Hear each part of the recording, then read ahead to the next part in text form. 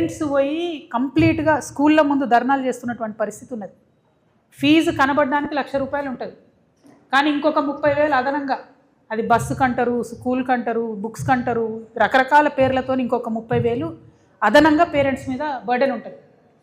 ఇంకొకటి ఏంటంటే అన్ని ప్రభుత్వాల్లో ఒక రూల్ ఉంటుంది, 1,30,000 ఫీజు అంటే ఎవ్రీ మంత్ తీసుకోవాలి ఫీజు, ప్రతి నెల తీసుకోవాలి ఫీజు. కానీ ప్రైవేట్ పాఠశాలలు ఏం చేస్తాయి, ఫోర్స్ చేస్తాయి పేరెంట్స్ని, మీరు 60% అప్ ఫ్రంట్ ఫస్ట్ కట్టేసేయండి. అంటే ఒక పేద మధ్యతరగతి ఉద్యోగికి భార్యాభర్త ఇద్దరు చేస్తే కూడా కుటుంబం వెళ్ళడం ఇబ్బందిగా ఉన్నటువంటి ఒక చిన్న కుటుంబంలో 60% ఫీజు అంటే ₹60,000 ఒకటేసారి కట్టాలి స్కూల్ కంటే నిజంగా దేవుడు కనబడే పరిస్థితి ఉన్నది ఇవాళ తెలంగాణ రాష్ట్రంలో.